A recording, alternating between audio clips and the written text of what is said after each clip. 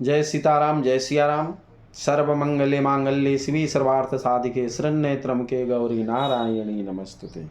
सभी को प्रणाम। आप इस चैनल पर अगर नए हैं तो आप सब्सक्राइब, लाइक, कमेंट जरूर करें और ज़रूर बताएं कि आपको हमारी ज्ञान कैसी लगी। और जो भी हम ज्ञान दे रहे हैं, जो भी हम कथा कर रहे हैं, आप इस चीज़ को जीवन में आजमाएं और आजमा कर देखें कि आपका जीवन कैसा होता है। तो हम आज मातृ पितृ ज्ञान कथा में त्रयोदश अध्याय में हैं। तो अंधकार, तो जब अंधकार होता है तो हमारी जीवन में दुख, उसको दुख ही बोलते हैं। अब देखिए, अब आप दिन भर कमा करके घर में आते हैं,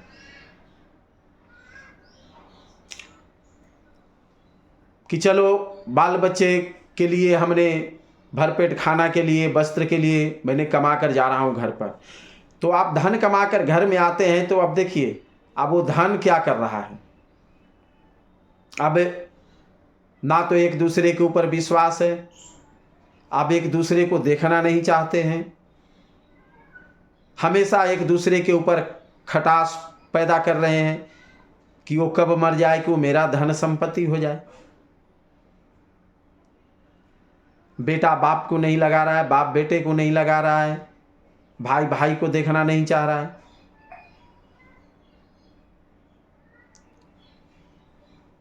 तो ये जीवन में इसको क्या बोलते हैं? इसको दुख बोलते हैं, इसको अंधकार बोलते हैं। तो ये जीवन अंधकार है आपका, इसी को दुख बोलते हैं। तो दुख और सुख मनुष्य जो है वो स्वयं लाता है। प्रकृति ने तो आपको दिखा दिया, बना दिया कि देखो आज सुबह हुई है तो रात होना जरूरी है, आज पूरा संस्कार में प्रकाश पैदा हुआ है तो उसके बाद अंधकार भी होना जरूरी है, क्योंकि ये जीवन में तो दोनों को उतना ही जरूरत है। तो ये आपको प्रकृति बताती है और उसी प्रकृति के हिसाब से आपको चलना होता है। तो ये जीवन का ये दस्तूर है। तो इसलिए इस चीज को आपके सामने सब चीज है, काम करें आप, दोष दें भगवान को।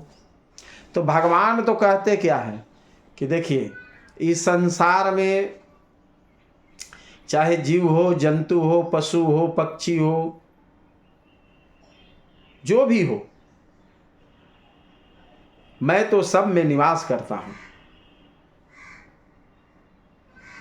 ये शरीर जो है, एक लेफ्ट और एक राइट, ये दोनों चीज आपके अंदर से ही निकलता है, बाहर से नहीं निकलता है। भगवान ने तो आपको सब चीज दे रखा है, ज्ञान, दिमाग, सब चीज है, हाथ पैर, आंख नाक, सूंघने का, देखने का, बोलने का, किसी को सेवा करने का, सब चीज आपको दे रखे हैं। अब इसको समझना आपको है, देखना आपको है कि हमें क्या करना है। तो उसी तरह से इस संसार में दो चीज की उत्पत्ति हुई है, जो है एक पुरुष और दूसरा स्त्री। तो ये दोनों भी आपके सामने पेश है।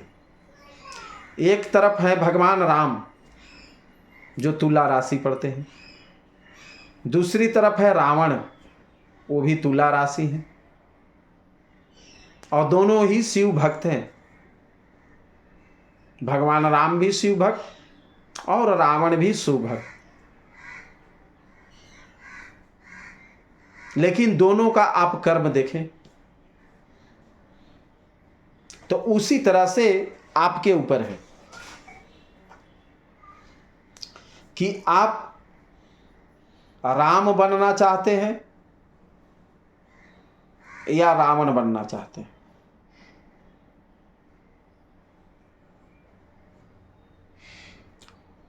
राम अगर आप बनते हैं तो तो आपको हमेशा सदैव आपके सब लोग पूजा करेंगे। अगर रावण बनना चाहते हैं तो देखिए, जो अच्छा आदमी होता है बुरे के सामने कभी मुंह नहीं लड़ाता है, वो बहस नहीं करता है। इसका मुख्य कारण क्या है? क्योंकि वो जानता है कि बुरे इंसान के सामने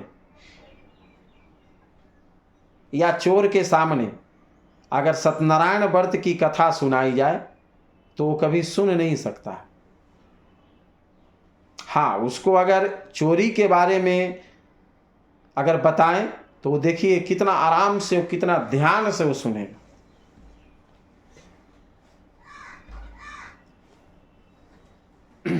त्रयोदश अध्याय में हम और भी कथा हम बताएंगे। जय सीताराम।